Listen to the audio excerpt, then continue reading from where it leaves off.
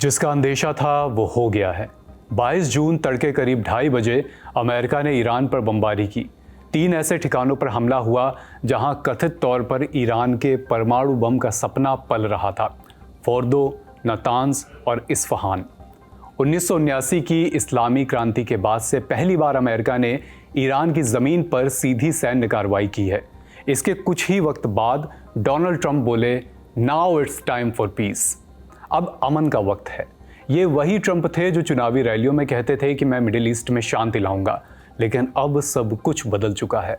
अब ये लड़ाई सिर्फ इजराइल बनाम ईरान की नहीं रही, अब इसमें अमेरिका का भी प्रत्यक्ष दखल है। अब तो वो रात बीत चुकी, करीब 12 घंटे धूप पसरी रही और इस धूप में कुछ सवाल भी पकते रहे कि अब आगे क्या? क्या इसका अंजाम और भी बड़ा टकराव होगा? क्या ये एक नई जंग की शुरुआत है या इजराइल बनाम ईरान की लड़ाई में बिगिनिंग ऑफ द एंड? आज के शो में इन्हीं सारे सवालों के जवाब ढूंढने का प्रयास करेंगे। नमस्ते और स्वागत। अभिषेक नाम है मेरा और आप देख रहे हैं लल्लन टॉप का अंतर्राष्ट्रीय प्रसंगों से जुड़ा रोजाना का कार्यक्रम दुनियादारी।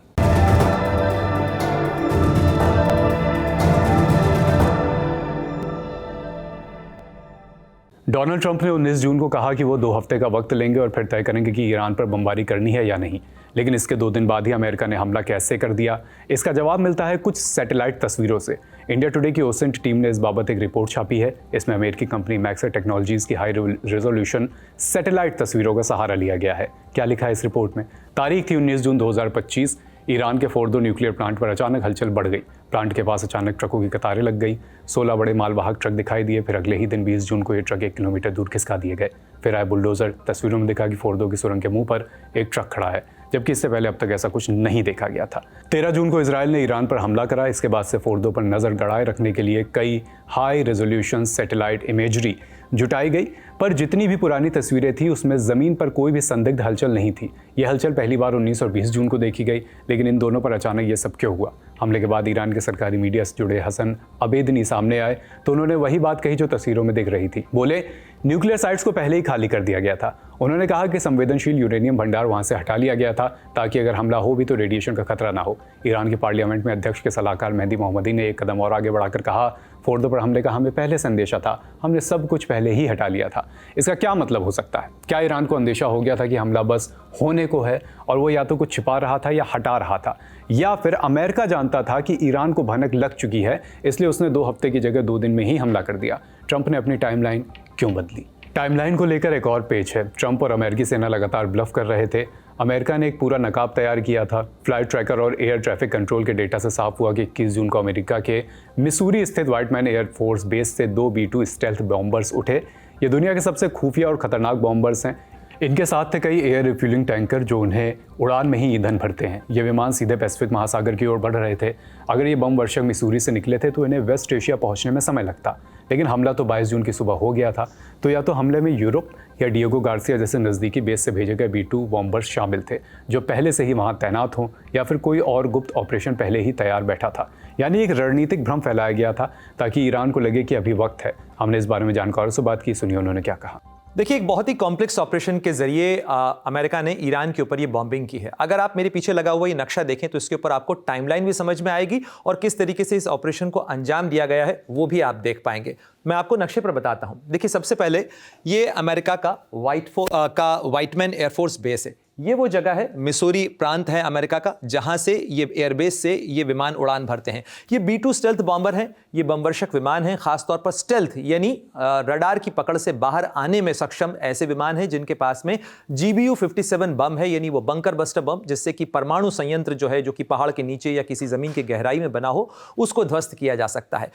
जो मेन स्ट्राइक पैकेज था उसमें 7 B-2 स्पिरिट बॉम्बर्स थे, हर प्लेन में 2-2 आदमी। ये सब चुपचाप पूरब की तरफ बढ़े। इनके बीच बातचीत बहुत कम हुई। अमेरिका ने डिकॉय का इस्तेमाल किया। अमेरिका ने यहाँ से ये तमाम विमानों का एक पूरा बड़ा पैकेज, जिसे एयरफोर्स की भाषा में कहा जाता है, बहुत सारे विमानों ने उड़ान भरी। लेकिन उन विमानों में से एक हिस्सा जो है वो वेस्टवर्डली गया, यानी प्रशांत महासागर के ऊपर गया, और लोगों को ऐसा लगा कि ग्वाम बेस की तरफ या पश्चिम की तरफ जो है ये विमान जा रहे हैं। लेकिन स्टेल्थ कैपेबिलिटी के साथ साथ एक डिकॉय के तरह, डिकॉय यानी धोखा देते हुए छद्म के रूप में एक विमानों का जो हिस्सा था वो ईस्टवर्डली उड़ान भरते हुए वो इस तरफ से आगे बढ़ता है और ये विमान वो थे जो कि बम वर्षा के लिए पहुंच रहे थे, जो वहां जाना चाहते थे। चाल ये थी कि दुश्मन को भनक न लगे। पैकेज का एक हिस्सा जानबूझकर पश्चिम की तरफ मोड़ दिया गया, पैसिफिक की ओर, ताकि धोखा बना रहे। इस पूरी चाल की खबर बस कुछ ही लोगों को थी, वॉशिंगटन और टैंपा में, वही लोग जो इसकी प्लानिंग कर रहे थे। करीब 18 घंटे की उड़ान भरने के बाद ये विमान जो हैं वो ईरान के ऊपर पहुंचते हैं। 18 घंटे की उड़ान का मतलब आप समझिए कि इस दौरान जो है इन विमानों के अंदर 2 पायलट होते हैं और इन विमानों ने बीच में ही मिड एयर रिफ्यूलिंग कई बार की है। ये विमान बहुत तेज रफ्तार से उड़ान भरते हैं। अगर मैं केवल रफ्तार की बात करूं तो करीब 1000 किलोमीटर प्रति घंटा इनकी रफ्तार होती है। तो इस रफ्तार से इन विमानों ने उड़ान भरी, क्योंकि आप अंदाजा लगा सकते हैं अमेरिका से ईरान की दूरी बहुत लंबी है अगर आप इस रास्ते से आए तो। और साथ ही इन विमानों को बीच में चलते हुए इनको मिड एयर रिफ्यूलिंग की जरूरत हुई। इसके साथ साथ जैसे ही ये विमान ईरान के ऊपर पहुंचते हैं उसी समय जो सेंट्रल कमांड का एरिया है, यानी ये एरिया, यानी जिसे हम हिंद महासागर कहते हैं, ईरान की तरफ से खाड़ी के इलाके के अंदर, वहां मौजूद अमेरिकी पनडुब्बियों ने अचानक से जो है करीब 2 दर्जन से ज्यादा मिसाइलें फायर की। जैसे ही स्ट्राइक पैकेज ईरान के पास पहुंचने वाला था, उसी वक्त सेंट्रल कमांड वाले इलाके में तैनात एक अमेरिकी सबमरीन ने इस्फहान पर हमला बोला। जमीन पर मौजूद अहम ठिकानों पर 2 दर्जन से ज्यादा टॉमहॉक मिसाइलें दागी गईं। तो अमेरिका के ये विमान जैसे ही ईरान के एयर स्पेस में एंटर होने वाले थे, उसी दौरान जो अमेरिका की पनडुब्बियां थीं उन्होंने करीब 2 दर्जन से ज्यादा टॉमाहॉक मिसाइल्स जो हैं वो फायर की। इसके साथ साथ ये विमान जैसे ही ईरान की एयर स्पेस के अंदर दाखिल होते हैं, अमेरिका के कई लड़ाकू विमान जो हैं, करीब 125 जो विमान थे अमेरिका के, उन्होंने इस ऑपरेशन में भाग लिया। कई लड़ाकू विमान इन विमानों के आगे चल रहे थे, यानी इन B-2 स्टेल्थ बॉम्बर के आगे चल रहे थे, तेज रफ्तार से आगे चल रहे थे, ताकि अगर कोई surface to air missile fire हो इनको निशाना बनाने के लिए तो उनको टेक ऑन किया जा सके। साथ ही अगर ईरान के कोई लड़ाकू विमान उड़ान भरते हैं तो भी उन्हें टेक ऑन किया जा सके, उन्हें नष्ट किया जा सके। इस पूरे ऑपरेशन के अंदर इस जगह पर, यानी फोर्दो की जो न्यूक्लियर फैसिलिटी है जो कि कोम प्रांत के अंदर है, वहां पर पहुंचने के बाद करीब आप ये देखिए शाम को 6:40 का वक्त, यानी अमेरिका के हिसाब से, यानी अगर आप ईरान के हिसाब से देखें तो रात को करीब 2:10 का जब वक्त हो रहा था, तब पहले लीड B-2 स्टेल्थ बॉम्बर ने अपने बम गिराए और उसके बाद अकेले फोर्दो के ऊपर 6 विमानों ने जो है बमबारी की है, यानी करीब 12 बम जो हैं वो गिराए। At approximately 6:40 p.m. Eastern Standard Time. शाम के करीब 6:40 अमेरिका के वक्त के अनुसार और ईरान में रात के 2:10 पर पहला B-2 फोर्दो पर पहुंचा। 2 GBU-57 बम गिराए, जोरदार धमाके हुए। फिर बाकी बॉम्बर्स ने भी अपने टारगेट साफ किए। कुल मिलाकर 14 बॉम्ब्स गिराए गए 2 जगहों पर जहां न्यूक्लियर ठिकाने थे। 2 nuclear target areas गए हैं। ये GBU-57 वो बम होते हैं जो करीब 13,500 किलो से ज्यादा का वजन रखने वाले या उतना बारूद लिए हुए जो बम होते हैं वो गिराए गए। और साथ ही आपको नक्शे के अंदर, अब तो मैप पे वो तस्वीरें भी सामने आ गई हैं कि किस तरीके से वहां पर नष्ट हुए हैं, वहां पर जो तबाही है वो हुई है इस फोर्दो की साइट के ऊपर। इसके अलावा इस्फहान की जो साइट थी उसके ऊपर भी कई जो टॉमाहॉक मिसाइल्स हैं वो दाखिल की गई हैं, या कहा जाए वो फायर की गई हैं।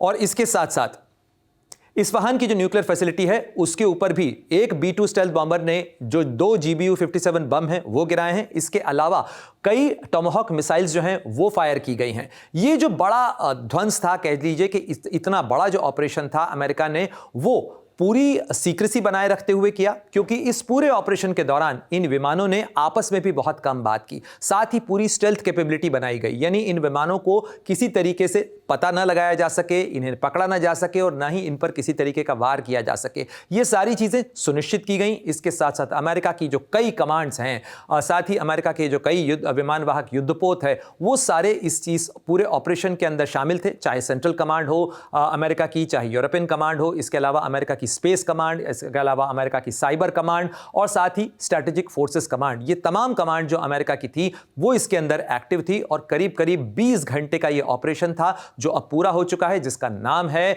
Operation midnight hammer. अमेरिका ने जब हमला करा तो उसके टारगेट यही 3 जगह थे, नातांज, इस्फहान, फोर्दो।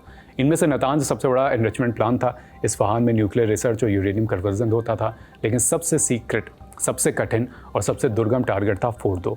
IAEA की रिपोर्ट के मुताबिक फोर्दो में कुल 2976 सेंट्रीफ्यूज लगाने की जगह है, जबकि नातांज में 50,000 तक लग सकते हैं। यानी साइज़ में नातांज से थोड़ा छोटा है, लेकिन अहमियत में उससे कई गुना बड़ा। ऐसा क्यों, समझते हैं।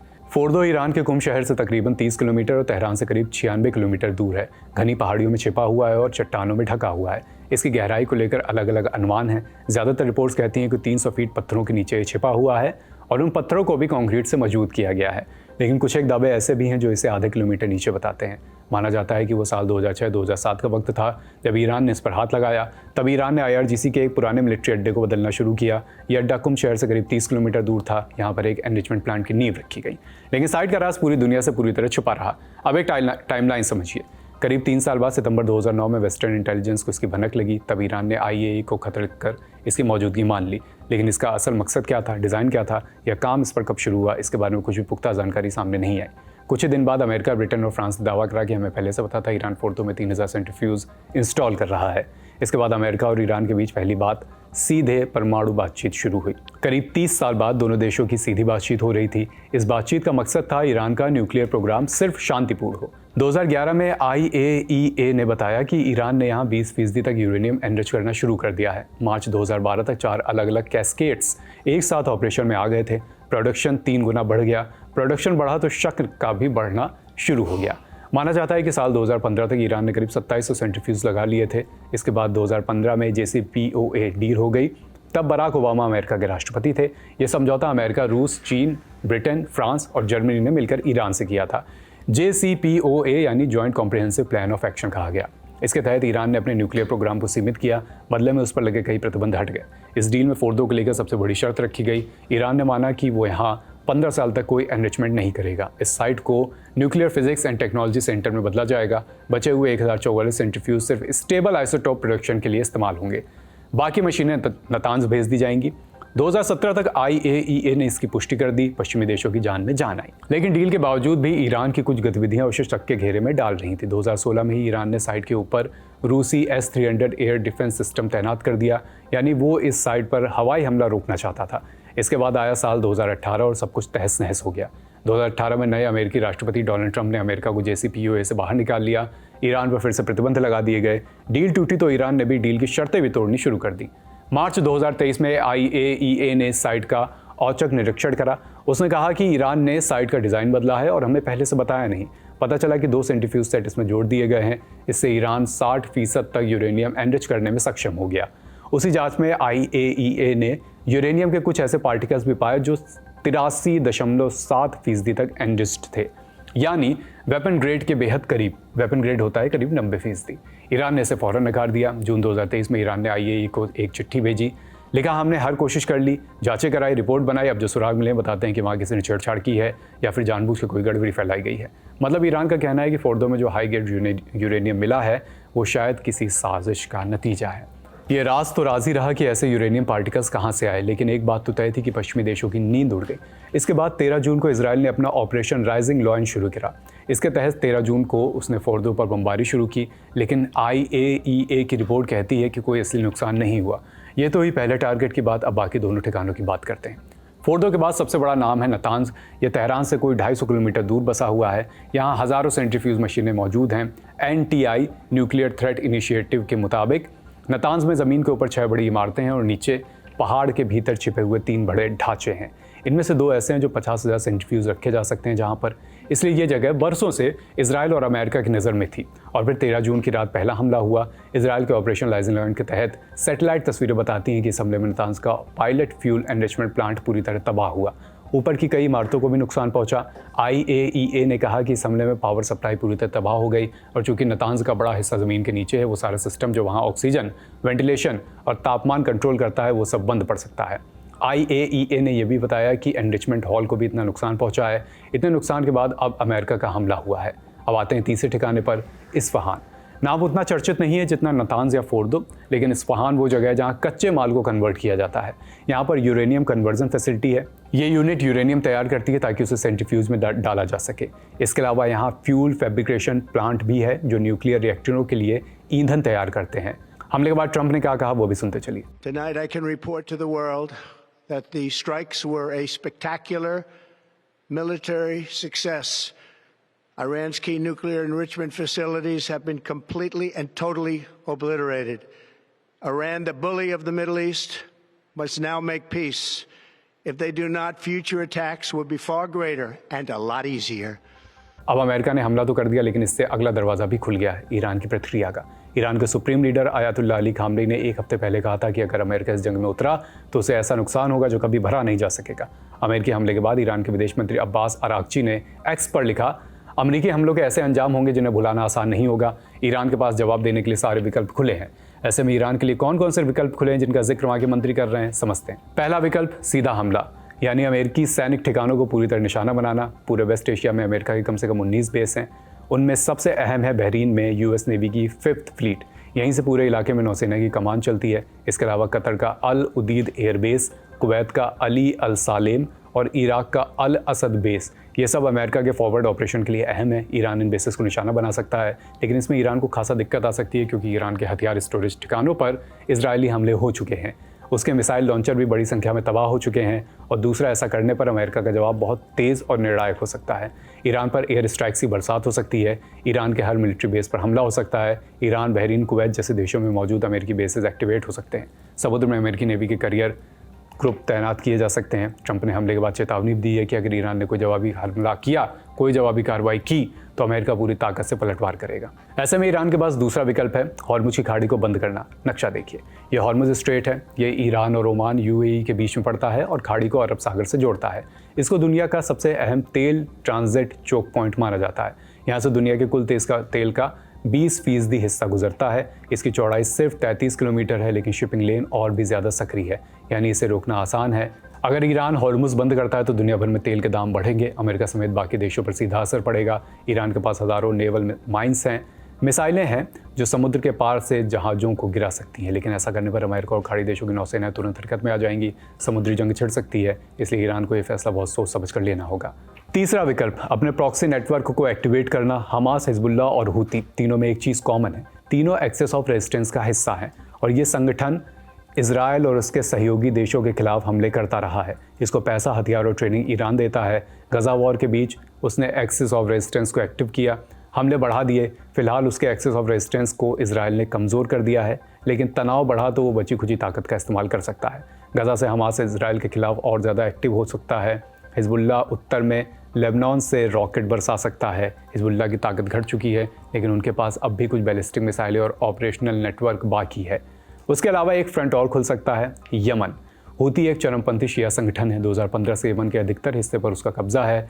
यमन की सीमा लाल सागर से लगती है। इसी रास्ते से एशिया और यूरोप के भी समुद्री व्यापार होता है। 7 अक्टूबर के बाद से हूती विद्रोहियों ने कर देशों के जहाज़ों पर हमला किया है। इसका असर ग्लोबल सप्लाई चेन पर पड़ा है। ट्रंप आए तो मार्च 2025 में उन्होंने हूती पर बमबारी की। फिलहाल तो अमेरिका ने उन पर बमबारी रोक दी है, सीज़फायर डील कर ली है, लेकिन ईरान से लड़ाई बढ़ी तो हूती लाल सागर में अमेरिकी और इजरायली जहाज़ रोक सकते हैं। हूती पहले ही कह चुके हैं कि अगर अमेरिका इस जंग में कूदा तो वो रेड सी में अमेरिकी जहाज़ों को निशाना बनाएंगे। उनके पास ड्रोन है, एंटी शिप मिसाइलें हैं। इसके अलावा इराक में भी ईरान की प्रॉक्सी गुट हैं। इराकी शिया मिलिशिया 7 अक्टूबर 2023 के बाद से अब तक अमेरिकी बेस पर 180 से ज़्यादा हमले कर चुका है। न्यूयॉर्क टाइम्स की एक रिपोर्ट कहती है कि ईरान के पास अब मिड रेंज और शॉर्ट रेंज मिसाइलें बची हैं। ईरान के पास क्रूज मिसाइलों और रॉकेट्स की भी अच्छी खासी संख्या है, लेकिन इनसे भी बड़ी बात है उसके ड्रोन। ये ड्रोन अगर इराक के शिया मिलिशिया तक पहुंचा दिए जाएं तो अमेरिकी बेस को चुपचाप निशाना बनाया जा सकता है। अमेरिकी अफसर भी मानते हैं कि ये सबसे प्रभावशाली हथियार हो सकता है जिसमें ईरान खुद फ्रंट लाइन पर ना आए लेकिन चोट पहुंचा दे। पर जैसा कि हमने बताया कि इसमें एक ही दिक्कत है, ये नेटवर्क अब पहले जैसे नहीं रहे।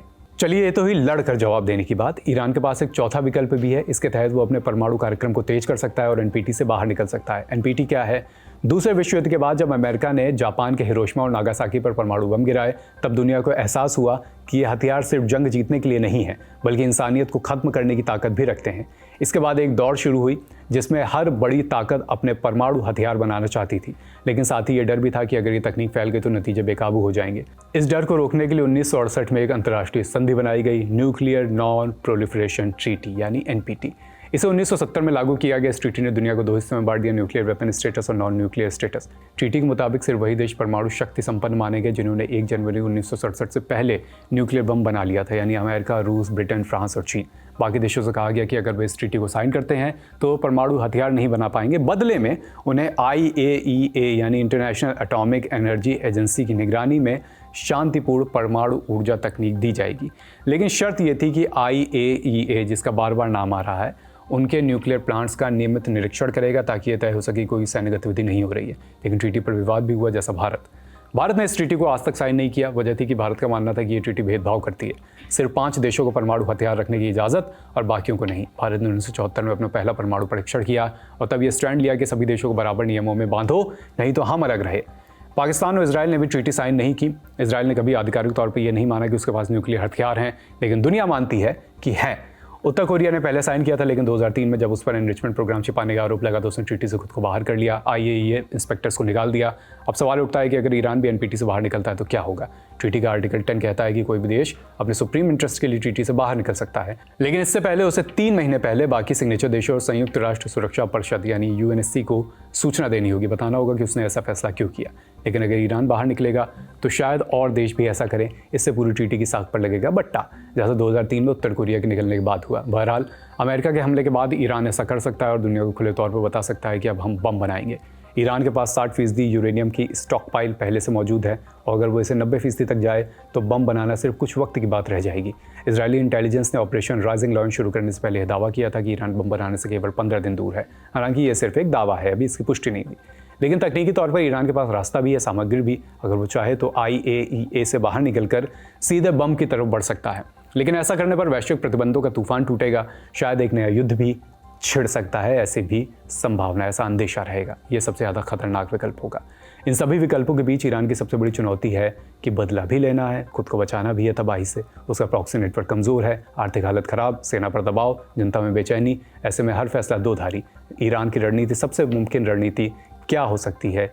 BBC के सुरक्षा संवाददाता फ्रैंक गार्डनर लिखते हैं कि ईरान के पास 3 रास्ते।